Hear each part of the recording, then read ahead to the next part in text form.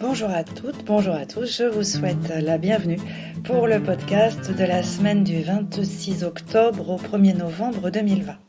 Alors sans plus attendre, je commence par les personnes qui s'investissent beaucoup dans leur couple ou pour qui la vie sentimentale est particulièrement importante en ce moment. Alors pourquoi je m'adresse à vous en priorité ? Parce que ce 28 octobre, nous avons 2 mouvements planétaires qui se produisent et qui vous concernent tout particulièrement. Le premier, c'est la rétrogradation de Mercure dans le signe du Scorpion, qui donc le ramène en Balance. Et un bonheur n'arrivant jamais seul, Vénus passe également dans le signe de la Balance ce 28 octobre. Ce mouvement planétaire va donc réactiver l'opposition qui est incarnée par Mars, qui rétrograde lui aussi dans le signe du Bélier. Alors, Mars en Bélier qui rétrograde, Mercure et Vénus qui s'installent dans le signe de la Balance, nous annoncent donc une opposition planétaire. Alors une opposition planétaire, par définition, cela présage systématiquement des conflits qui peuvent déboucher sur des ruptures. Alors les ruptures qui sont issues d'une opposition, soyez rassurés, se terminent toujours par une réconciliation. Cependant, tout cela peut être évité. Comment et pourquoi ? Le retour de Mercure dans le signe de la Balance va remettre sur le tapis des sujets de conversation qui ont été abordés au mois de septembre.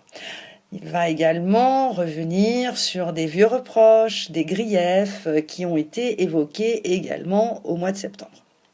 Donc, cette semaine, si vous vous investissez beaucoup dans votre couple et que vous avez la sensation d'être dans l'attente, si vous avez le sentiment que votre chéri ne s'investit pas autant que vous le souhaiteriez dans votre relation, si votre conjoint se montre un peu distant depuis quelque temps et que cela commence à vous inquiéter, ou dans le pire des cas, que cela commence à vous exaspérer, notamment cette semaine, essayez, dans la mesure du possible, de retrouver votre calme. Car sinon, vous allez rentrer dans la spirale infernale des griefs, des reproches qui peuvent déboucher sur des claquements de porte et dans le pire des cas sur des ruptures. Et à mon sens, ça va vous mener à pas grand-chose, sauf à vous provoquer du chagrin et vous induire à essayer de raccrocher les wagons. Enfin bref, vous allez perdre du temps et à mon sens, cela est complètement inutile. Cependant, vous pouvez vous y prendre complètement autrement si vous le souhaitez. Et je vous propose pour le coup d'utiliser cette semaine la rétrogradation de Mars dans le Bélier. Une rétrogradation, à quoi ça sert ? Une rétrogradation, ça laisse le temps de réfléchir.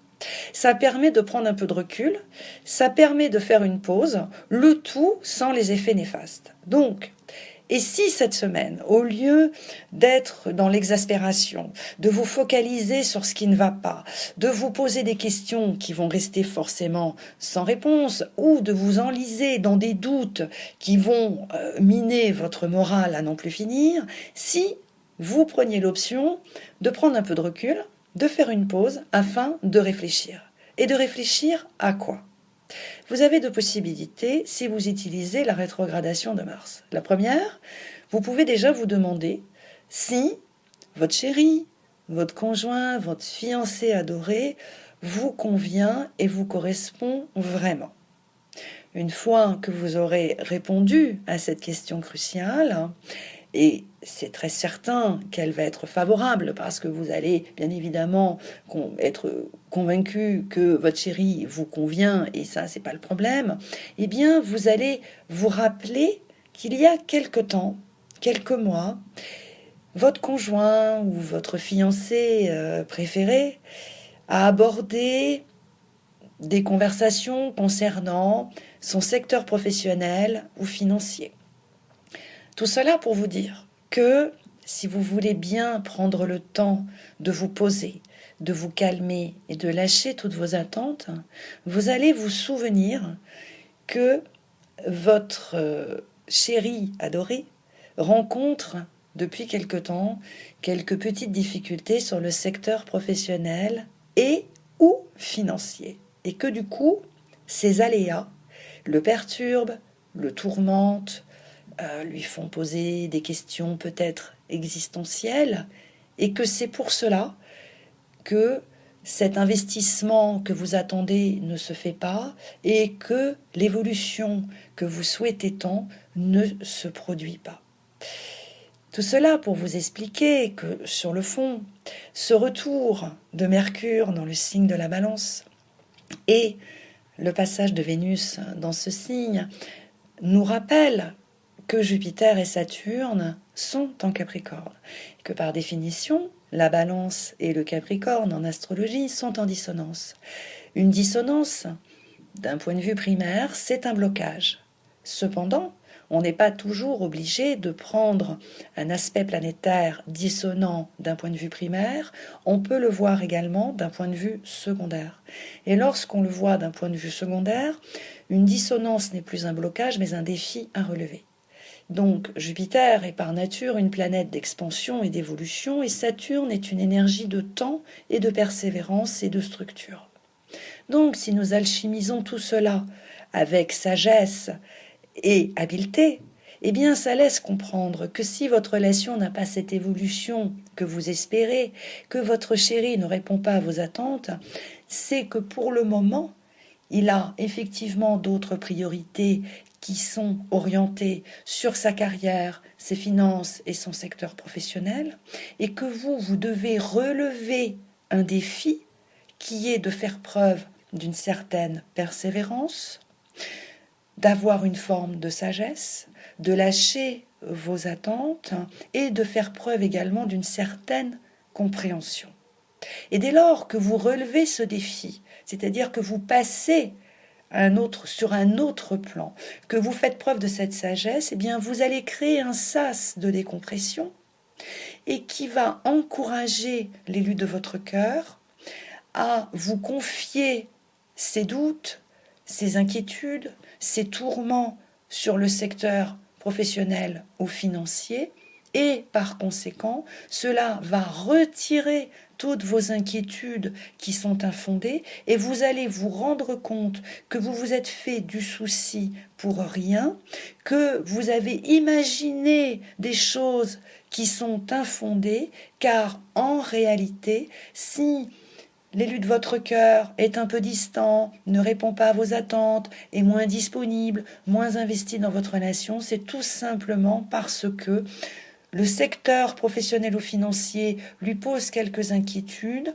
et que finalement, avec le temps, eh bien, tout cela va rentrer dans l'ordre et les choses vont reprendre leur cours normal. Voilà.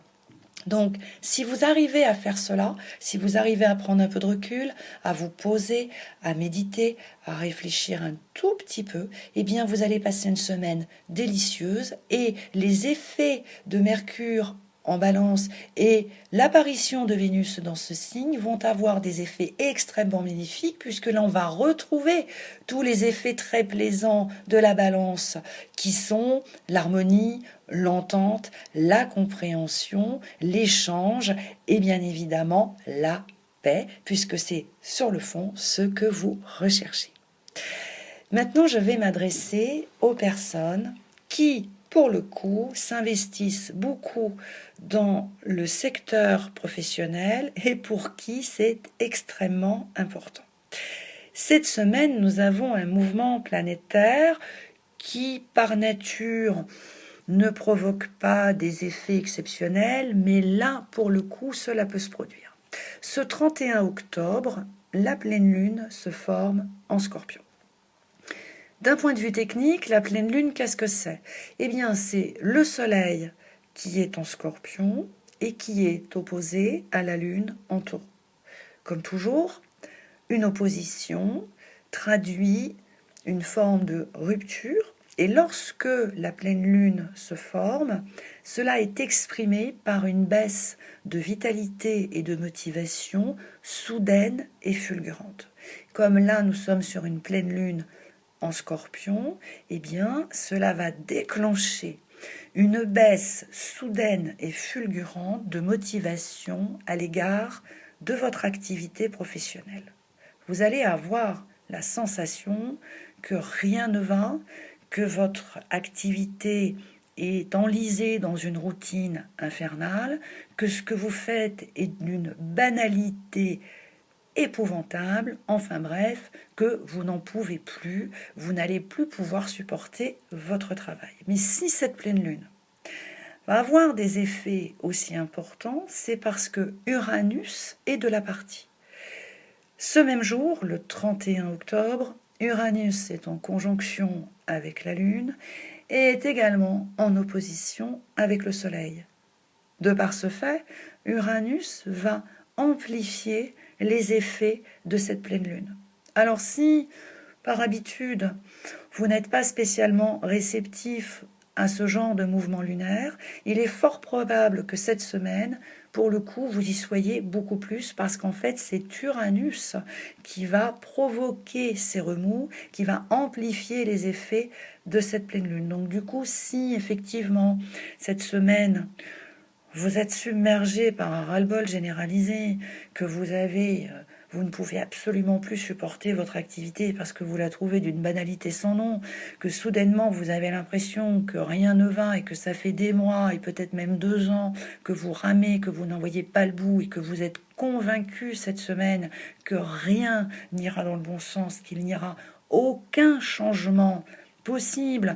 Si d'aventure vous ne supportez plus vos collaborateurs, vos collègues, votre patron, votre entourage professionnel, que vous estimez que vous êtes entouré que par des personnes bornées, susceptibles, irascibles, fermées à toute innovation, c'est le signe que la pleine lune vous touche. Alors, cependant, on peut vraiment éviter tous les effets dévastateurs que peut provoquer cette pleine lune, car lorsque la pleine lune se met en fonctionnement, 2 jours après, il n'y paraît plus. Donc, pour vous éviter une entorse d'ego, parce que si vous êtes réceptif à cette pleine lune, vous allez tout envoyer valser, traiter votre entourage de tous les noms d'oiseaux, et 2 jours plus tard, votre entourage va vous regarder avec des yeux grands comme des soucoupes, et puis vous allez avoir une entorse d'ego, parce que vous allez vous dire, mince, qu'est-ce que j'ai fait ? On peut quand même vous éviter ça. Et je vais vous dire comment. La pleine lune, en général, quand on est réceptif à ce genre de mouvement lunaire, c'est le signe que vous êtes extrêmement fatigué, donc il est fort probable que finalement vous soyez un tout petit peu fatigué et qu'il serait peut-être judicieux que vous preniez quelques jours de congé. Alors, cette perspective pourrait vous faire sauter au plafond. Vous pouvez dire que cela n'est pas possible et même pas envisageable une seule seconde. Réfléchissez-y un tout petit peu avant. Si 2 jours avant le 31 octobre, vous sentez que vous avez des mouvements d'humeur et que vous êtes un tout petit peu irascible, dites-vous que la pleine lune peut vous toucher et qu'il serait peut-être bien meilleure idée que vous preniez un peu de repos, débranchez votre téléphone, arrêtez votre ordinateur, changez-vous les idées, faites la sieste, reposez-vous, prenez soin de vous durant 2 ou 3 jours. Profitez de cette période de la pleine lune pour prendre 2-3 jours de repos, car vous en avez bien besoin. Et du coup, cette pleine lune va avoir des effets bénéfiques sur vous, parce que vous allez en profiter pour récupérer, pour vous reposer. Et du coup, elle va vous aider à constater que finalement, vous avez quand même une évolution qui est déjà mise en place et que c'est qu'une question de temps pour que les choses se concrétisent. Et à toutes fins utiles, je vous rappelle que l'évolution, l'innovation et le changement que vous souhaitez, eh bien cela va se produire à partir du 15 novembre et surtout à partir du mois de décembre. Voilà.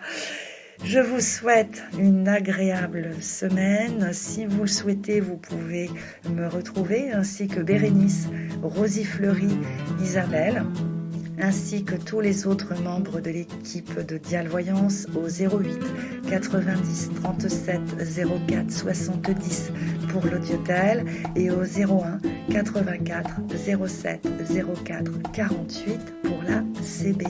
Je vous dis à la semaine prochaine.